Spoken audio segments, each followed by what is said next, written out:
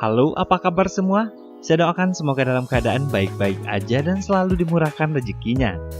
Kali ini saya akan menceritakan sebuah film yang sangat mengerikan sekali sesuai dengan judulnya Extreme Job.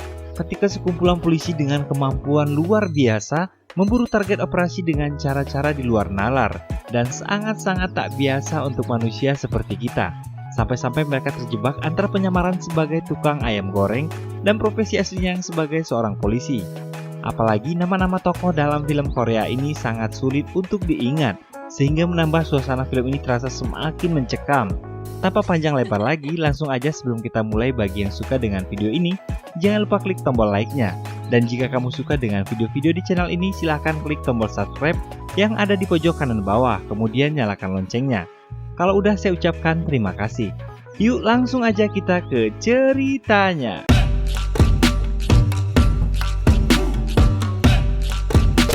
Film dimulai ketika beberapa orang sedang bermain judi gapeh di sebuah ruangan tersembunyi. Hingga tiba-tiba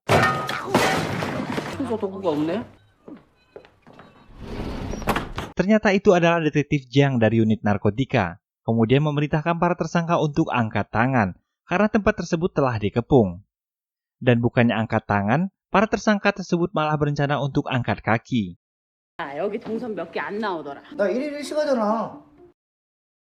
Ketika membuka jendela dan akan melarikan diri, ternyata ketua Go sudah berada di luar jendela.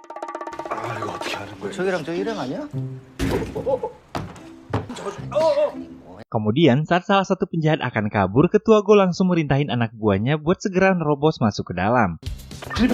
Tapi sayangnya penjahat itu udah nyampe di bawah.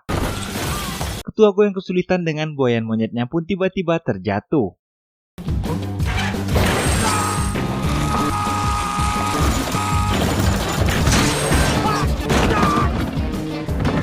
Beruntung masih selamat, lalu merintahin anak buahnya detektif Jiang untuk segera ngejar penjahat tersebut, diikuti dengan anak buahnya yang lain, detektif Jae-hoon dan detektif Young-ho. Mereka berlari sekuat tenaga mengejar penjahat klaster yang kedapatan bermain gapleh tersebut. Apakah ini sebuah misi besar? Entahlah, sepertinya aksi kejar-kejaran akan berlangsung cukup heroik. Penjahat tersebut berhasil merebut sebuah mobil di jalanan lalu melempar si mamah muda keluar dari mobilnya itu. Tanpa dia sadari, the power of emak-emak luar biasa dong. Dan si penjahat itu pun terlempar.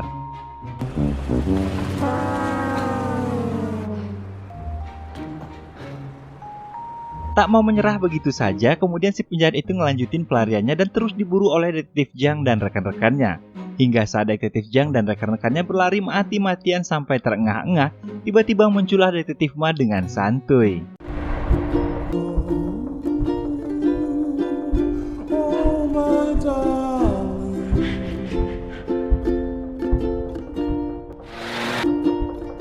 Saat si penjahat berhasil dilumpuhkan, ternyata detektif Ma lupa membawa borgolnya hingga tiba-tiba sebuah sengatan alat kejut listrik romantis mendarat mesra di lehernya membuat detektif Ma pun tak berdaya. Beruntung si penjahat berhasil diamankan bus kota yang kebetulan melintas di sana. Dan seketika akibat kejadian tersebut terjadilah tabrakan beruntun.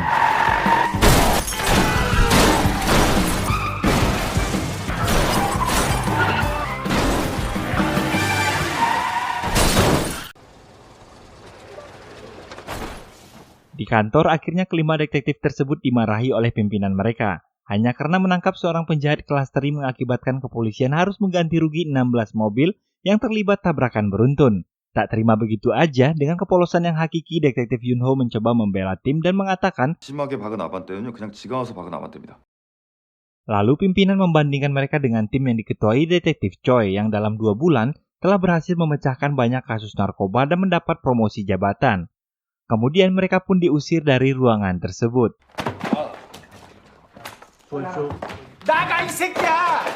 Di luar, detektif Ma mengoceh perihal kecilnya dana investigasi. Lalu kemudian detektif Jiang menggeledahnya dan menemukan sisa chip kasino dalam sakunya. Jae-hoon berusaha menelan chip tersebut tapi akhirnya ketahuan juga. Lalu kemudian detektif Ma berusaha menyudahi perdebatan dengan santuy.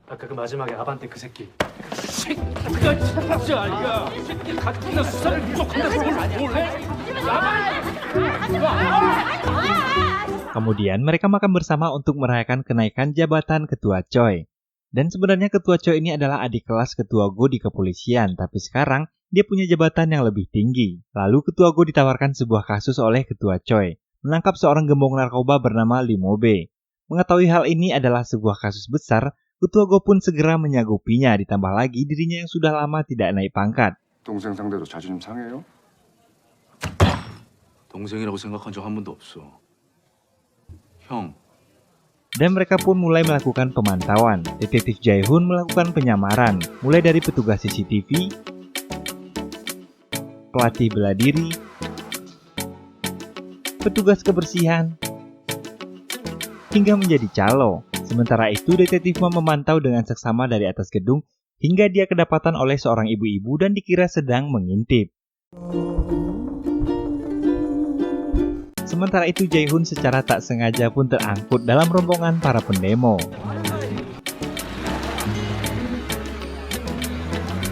Tak lama kemudian polisi pun tiba. Ternyata si ibu-ibu melaporkan kejadian yang dialaminya pada petugas kepolisian. Saat akan memberitahu identitasnya, tiba-tiba saja kelompok yang sedang mereka incar lewat di hadapannya.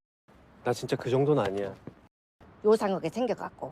생긴 게 뭐요? 나 진짜 얼굴 가지고.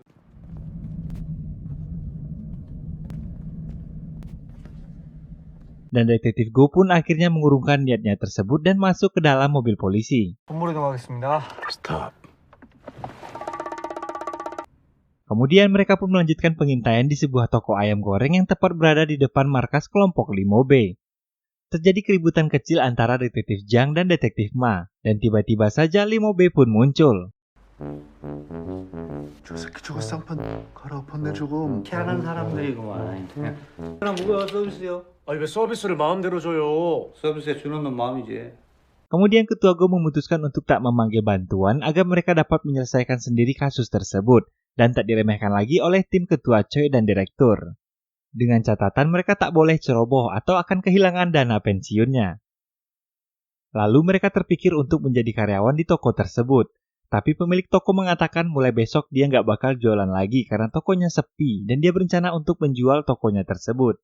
Menyadari bahwa tempat tersebut adalah tempat terbaik untuk memantau pergerakan kelompok Lee Mo-bae, maka spontan aja si Jae-hoon mengatakan dia akan membeli toko tersebut. Padahal mereka tidak memiliki uang untuk membeli toko itu. 하겠습니다. 반장님의 설자를 위해서 다음 생에 하겠습니다. 너도 안 해봤어. Di rumah, Ketua Go ngasihin bungkusan tas Gucci yang dia bawa sama istrinya. Berharap isinya sebuah tas, ternyata cuma berisi pakaian kotor aja. Lalu istrinya bilang kalau tadi istrinya Ketua Choi telepon dan bilang kalau saat ini dia udah jadi ibu kepala bagian semenjak suaminya naik pangkat. Kemudian dia bilang udah muak mendengar kata-kata ketua. Sampai-sampai ketika di televisi terdengar sebuah berita yang menyebut kata ketua pun dia bakal langsung mengganti siaran televisi tersebut. 반장 진짜 듣기만 해도 엄마 나 반장 됐어. Kemudian saat dia dan anaknya makan di luar, perkataan anaknya membuat Ketua Go mengingat sesuatu. Lalu Ketua Go pergi ke tempat pimpinan dan mencoba untuk meminjam uang. 소장님, 왜? 저 아시잖아요. 알다가도 모르겠어서 그냥 쭉 모를래 이제. Di tempat lain, saat si paman pemilik toko sedang bernegosiasi dengan seorang broker perumahan, Jae-hoon pun menyela dan bilang kalau mereka bakal membeli tokonya tersebut. 가족이 다 마음 잡고 장사 한번 해보겠다 하니 한번. 네 맞아요. 네. 이 둘이 형제고 이 둘이 부부입니다. Tak lama kemudian Ketua Go pun sampai di sana dan menyanggupi pembelian toko itu. Kemudian si paman pemilik toko mengatakan membangun sebuah usaha keluarga adalah sebuah pilihan yang bagus. 예, 맞습니다, 가족. 남편입니다. 응? 이라도 마음. 저 짝이 남편 뭐예요? 전 남편. 오 아메리칸 스타일. 미국 영화에서 보던 거. 예스. 따오리 전 남편. Dan pengintian konyol mereka pun dimulai dari sini. Jae-hoon kemudian melempar alat penyadap ke markas kelompok Lee Mo-bae. Akan tetapi karena tempat mereka adalah sebuah toko makanan, maka tiap-tiap lagi serius mengerjakan pengintaian ada aja pengunjung yang datang dan pengen makan di tempat tersebut. Sehingga mereka harus kocar-kacir menyembunyikan peralatannya itu.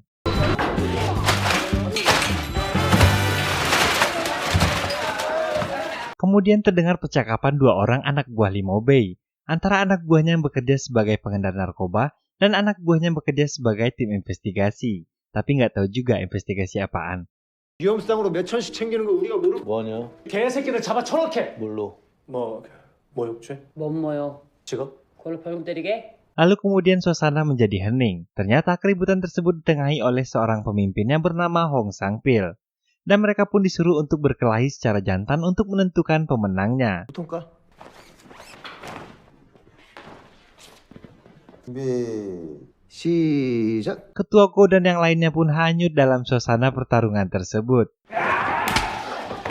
꽤 타격감이 느껴지는데. 흑인들 싸움이 더 요란한 법이지. 어디가 이겼어? 어디야? 야, 상필이 중계 안 하냐? 그만. 결과에 승복하자. 마약 반승.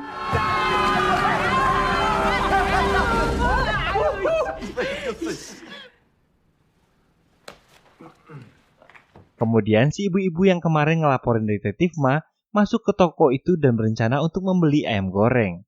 Lalu Ketua Go mengatakan kalau saat ini mereka belum jualan karena baru saja membeli toko tersebut. Tak lama kemudian anak buah Limobey pun masuk untuk membeli ayam goreng. Akan tetapi setelah si ibu-ibu menjelaskan mereka pun pergi. Akhirnya biar nggak mencurigakan, keesokan harinya Ketua Go memutuskan untuk mencari siapa yang bisa memasak ayam goreng terbaik. Dan pemenangnya akan menjadi koki di toko tersebut. 나 뛰어.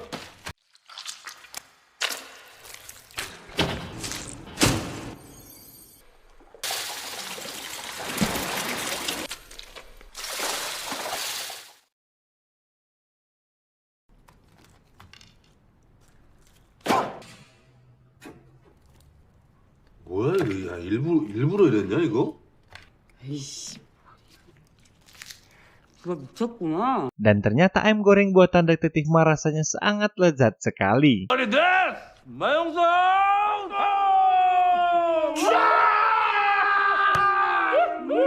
열심히 해. 어? Saat pelanggan pertama masuk, mereka dipersilahkan duduk. Dan ternyata pelanggan tersebut bukannya memesan ayam goreng, tapi malah memesan ayam bumbu. 양념? 무슨 양념? Nggak kehabisan akal, Ketua Go pun memerintahkan detektif Ma buat masak ayam apa aja yang dia bisa. Akhirnya detektif Ma membuat ayam bumbu rasa tulang iga resep keluarganya.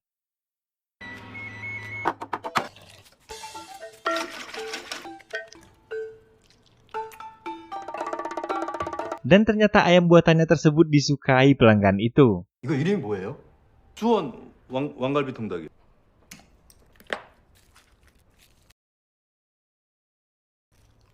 오, 존맛. 대박. 대박. 진짜 맛있죠?